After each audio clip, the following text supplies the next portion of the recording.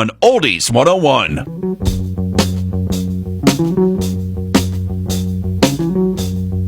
We are back in the saddle again here, and we welcome to the studio Fred Reese, running for a seat on the county council. Again, he served there previously and wants to make another run. I guess you can't get enough, huh, Fred? No, I can't get enough. I truly enjoy challenges. And, Mitch, when I was coming up, and especially now you have a situation where a lot of your voters are somewhat turned off from politicians,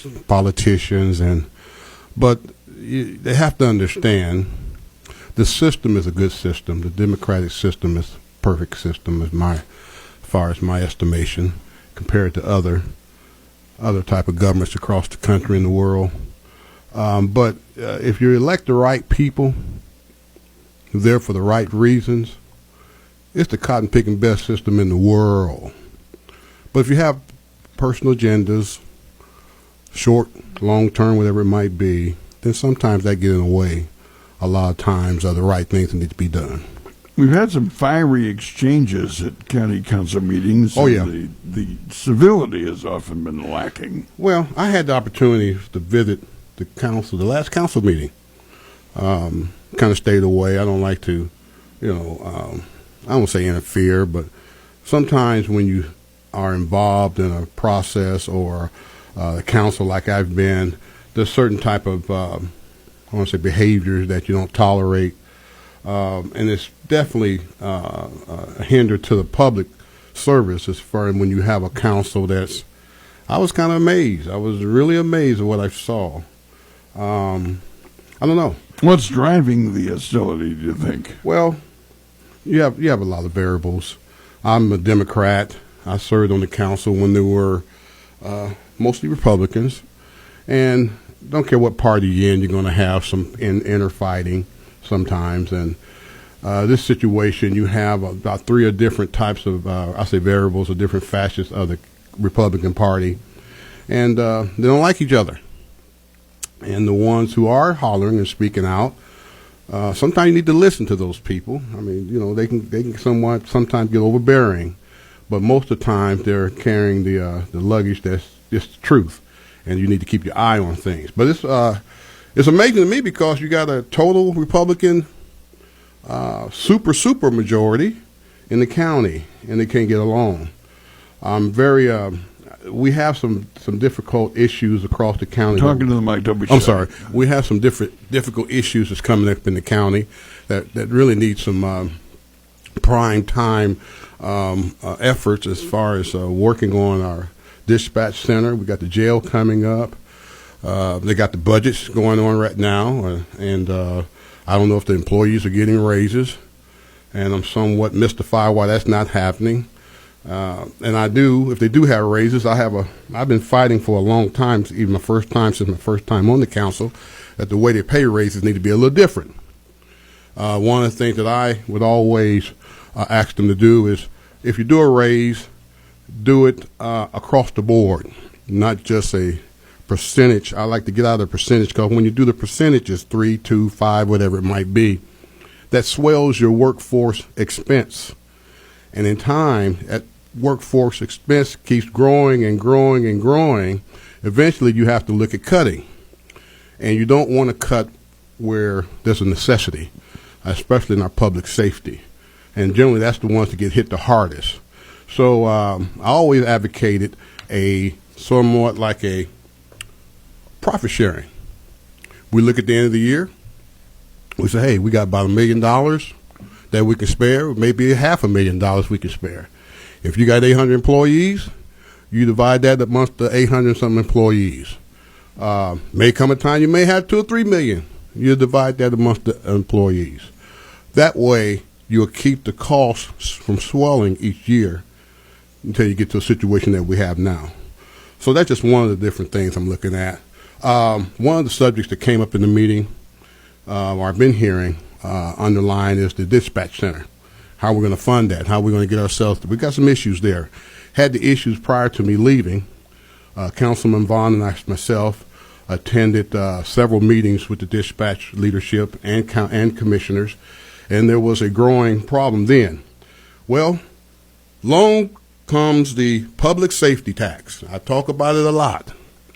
I'm a big, I won't say I'm not an opponent of it, but I oppose it. I always oppose any raise in the taxes because I think we do a lot better with our tax dollars. But anyway, we have this public safety tax now. It's a bunch of money sitting there. But from what I'm hearing so far, generally the prosecutor is pretty much divvying that up with their salaries.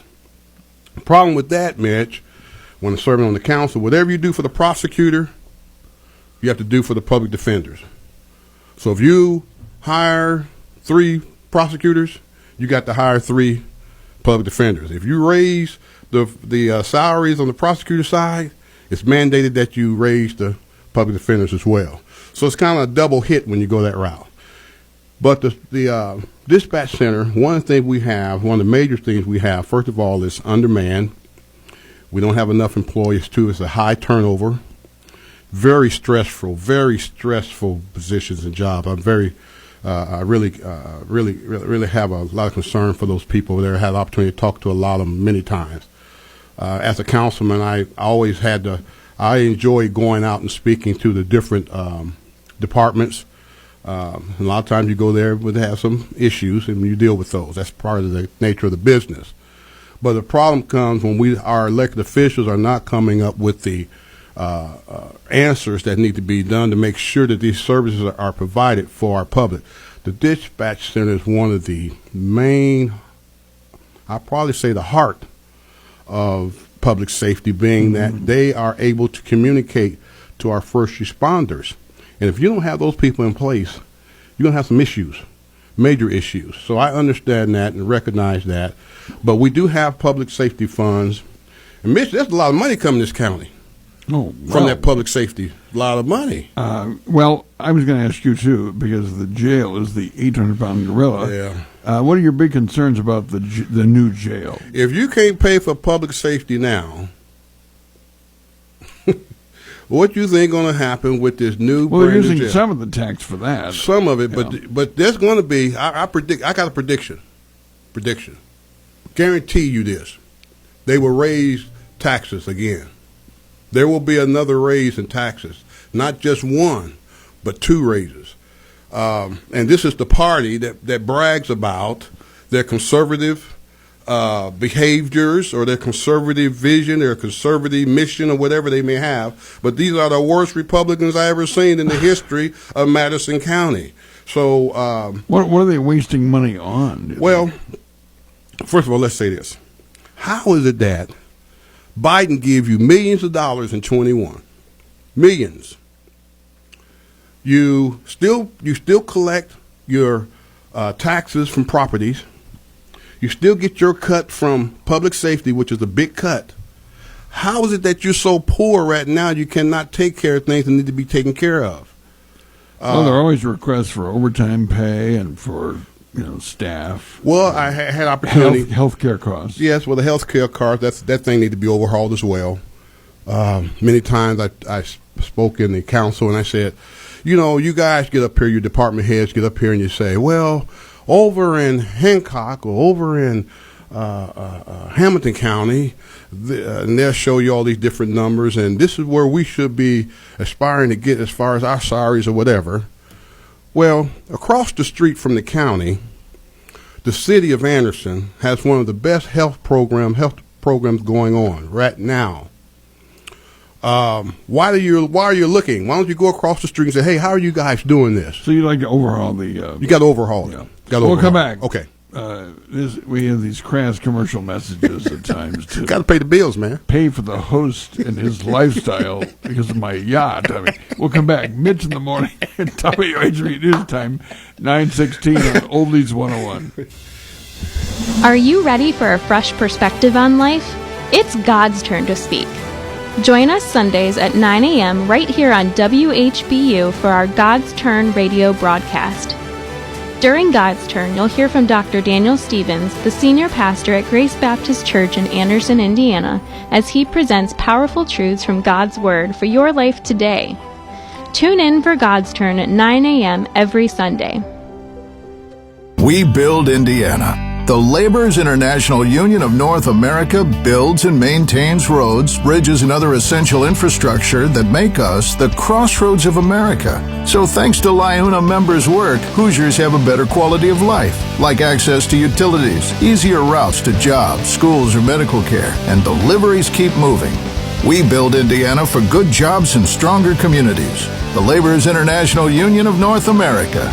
We are LIUNA. You hear about all the crazy stuff going down? Nah, what's up? They're trying to mess with my health choices and slash school funding. That's messed up. We gotta do something. There's this guy, Phil Gift. He's actually stepping up, fighting for our rights. Phil's all about letting women choose, legalizing cannabis, and making sure we fund our public schools. How do we back Phil? Vote Phil for Indiana House District 35 on November 5th. And send everyone to phil4house35.com. I'm Phil Gift, and I approve this message. Paid for by Phil Gift for Indiana House District 35. Mitch in the morning on Oldies 101 and streaming at 1240WHBU.com. Also download our free app and say, Alexa, play WHBU. To phone the show, call 378-2086. And we're back. Fred Reese running for a seat on the Madison County Council. He would be maybe the only Democrat to be on there if he wins, but we'll see what happens. But you seem to be saying, Fred, that we have plenty of money. Plenty of money. In Madison County. Plenty of money. Because we're a poor county. We don't have as much as a tax base as, say, Hamilton or another county like that. But you say we got plenty. When you have a rainy day fund, now you've been around for a while, Mitch. The rainy day funds, I've never seen over $10 million. Our rainy day fund is upwards of 15. I might be higher than that. Now, don't get me wrong. Rainy day funds are great to have in case there's a rainy day. But in the situation, especially being public, there's always a rainy day. But either way it goes, there's plenty of money. Trust me, there's plenty of money. Right now in the county, you have different departments, and they did it when I was on the council, but we kind of caught on to it and stopped it. You got different departments that may, let's give an example. You have a department, you may lose an employee at that department. You maybe had 5 employees, but you lose an employee, now you have 4. These 4 now assumes the duties of that person that left. So they come to the council and say, hey, we can make it with the 4, but we'd like to take that money that we were paying this employee and divvy it up amongst each other. Well, sounds great. You want that to happen. You know, the more you can cut down. Instead of attrition, instead of saving on that, they want to give it back to themselves. Give it back to themselves. That's going on right now. Now the problem you have is that normally they'll come in the middle of the year or the first of the year and do this. Then along comes budget time. Well, of course, the county they don't do too much as far as paying employees or raises. But when they do raises, this department they get double hit because they got the raise in the beginning of the year. Yeah. Then they come along at the end and they do a 3%, 2% for it. They get additional raise. Well, there's a big money grab on the COVID money for sure for raises. Which tells the people who are listening that maybe the founders met in Philadelphia to create a job service. So that was the whole point. But no, I don't mean to be flippant. Let's go to the phone. 378-2086. Good morning. Hello. Good morning, gentlemen. Jim James here. Hey, Jim. Hello, Reese. How you doing, Mr. James?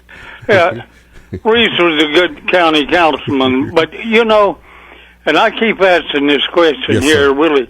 What is wrong with Madison County there, because the state commerce, the Madison County Chamber of Commerce says the median income in Madison County is $20-some thousand a year. You know, and that's a lot of the places like Lafayette and those places are crawling with $20 and $30 an hour jobs. But Madison County, there's something wrong here. Must be with the political system, but they always get passed over. And the dispatch center, whenever they were changing them, I was over at the city council, and I had the survey there from ABC News that dispatch jobs are the most stressful jobs in the world. I'm not talking about the country. They was the most stressful jobs in the world. Yes. And as Mitch mentioned, the federal money coming, I thought it was just simply embarrassing. At the first time there, they passed over the dispatch worker on that federal money, and they had look. The dispatchers are the first of the first responders. If they don't get it right, you ain't going to make it. You're not going to make it. And they always get it right. They have. Whenever I had to have an ambulance come to my house, they always get it right.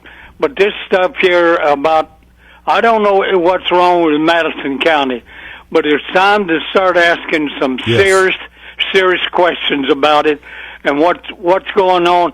Why is the other places get all of the economic development and Madison County gets passed over? And Reese is right. There's a lot of money there, but it's taxpayers' money. Yes. And it's not being used for the benefit.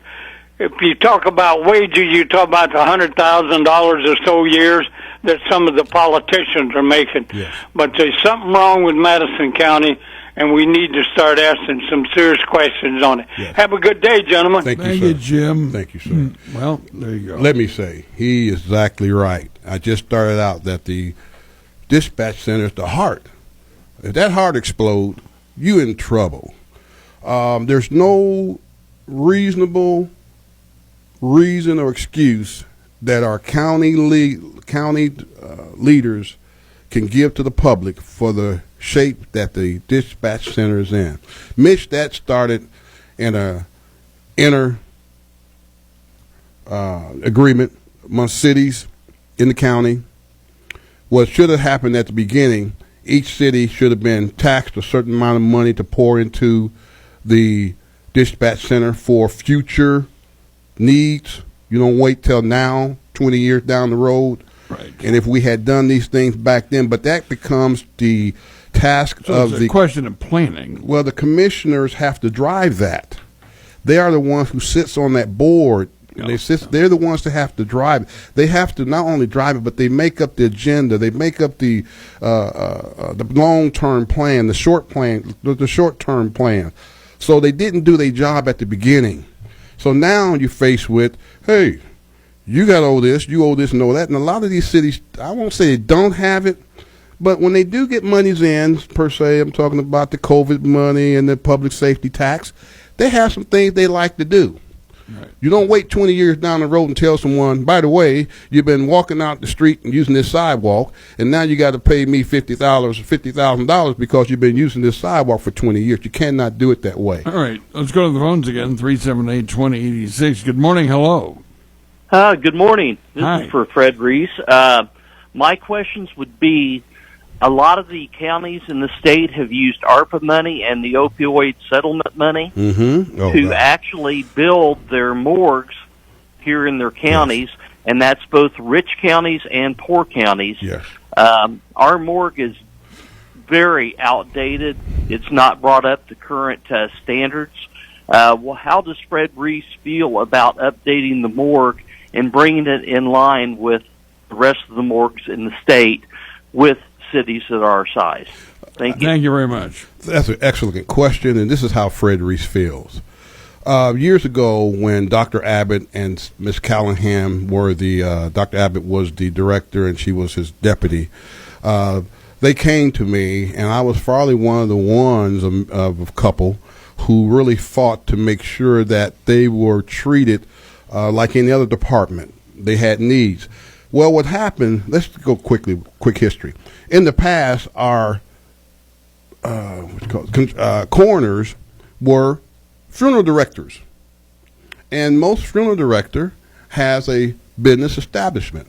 And he has a lot of the different things that you probably could use crossways, by, inner usage as far as the funeral homes and the coroner's office.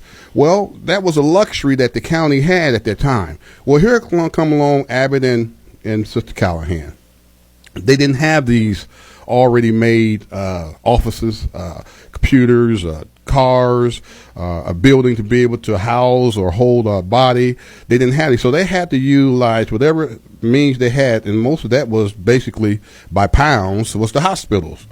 And they came constantly to the council many times asking for the right funding. Well, some of the council people didn't want to understand why they were in the situation they're in.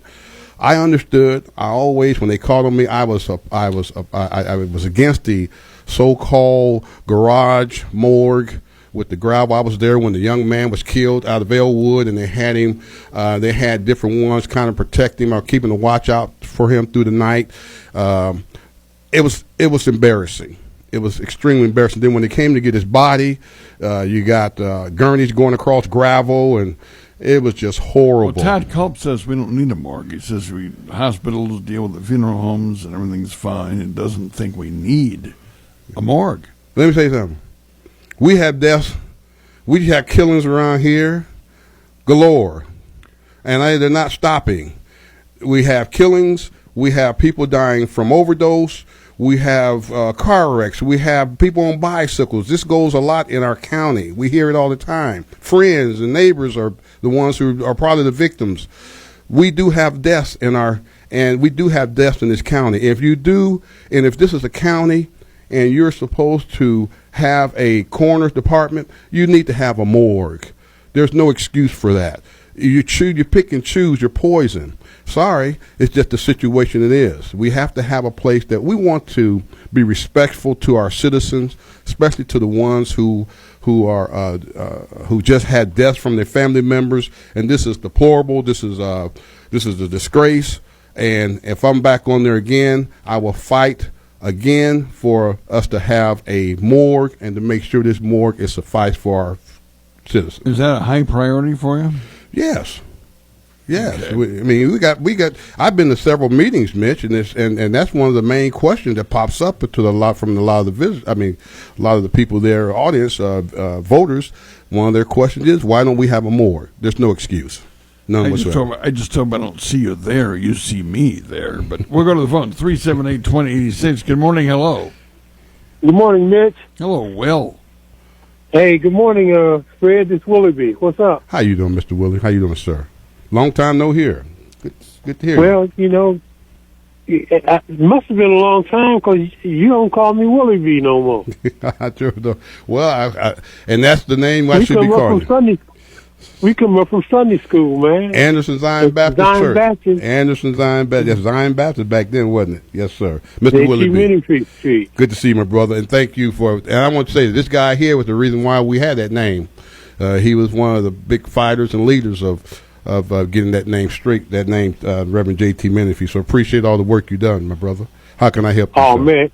That was a labor of love. Yes, it was. Yes, sir. But you did a lot of work. You did a lot of work. It was, but it was a pleasure doing that kind of thing. But anyway, I wanted to ask you about transparency. I talked to that with Rebecca yesterday, yes, sir. Or the other day. Yes, sir. And I want to find out how you feel about, if I wanted to go and find out something about the county council and something they've done. Yes, sir. I have to jump through too many hoops, yes, sir, to get to the information that I'm trying to get. Yes, sir. It's been like that for a long time, and I know a lot of people don't really think about that because a lot of people don't try to get that kind of information. Right. So it's a small deal to a lot of people, but to some people it's kind of nerve-wracking. Well, go ahead, because we're out of time, but thanks, Willie. Go ahead. All right, yeah, okay, man. The public has a right. This is a public entity that do for the public. There shouldn't be anything that hides from the public. No, but sometimes you have to go through a lot of hoops. That's because they don't want to tell you. Or that's the reason why you go through the hoops. Yeah, I was in news 16 years. Believe me, I know. But Fred, we've out of time. But already, thank you. Always a pleasure when you come.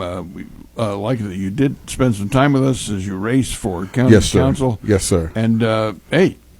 Can I say one thing before you go? Yes. Listen, when you vote, you just can't vote straight one way or the other. You need to kind of kind of go back and forth on your vote, split your ticket. But also, you pick up the council, you have to go down and actually vote, find that, and vote for the council. Just going one way, voting straight, it doesn't pick us up. So please make sure you go down and pick one of us up. We got some good candidates on the Democrat side. Fred Reese, Rebecca Croons, and Mr. Steve Holsider. Please, we hope to get your support. All right, Fred Reese, thank you very much. Back with Open Phone. Mitch in the morning. WHB News Time is 9:31.5 on Oldies 101.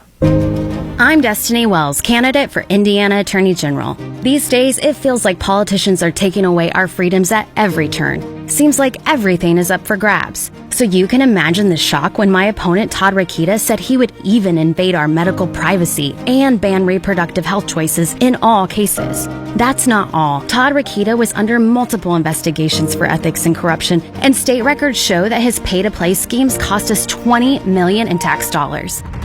I'm combat veteran Destiny Wells. I've served for over 20 years, and I'm a working mom. Dedicating my life to service and family, you can count on me to fight for access to reproductive care, protect workers and veterans' rights, and I'll go after sexual predators. I believe if I'm doing my job well, you won't know which party I'm with because Hoosiers come first every time. I'm Destiny Wells, candidate for Indiana Attorney General, and I'm asking for the chance to earn your vote. Paid for by Wells for Indiana. Research shows smoking costs Indiana businesses $3.1 billion every year. It also shows that an extra $2 per pack tax on cigarettes would drastically reduce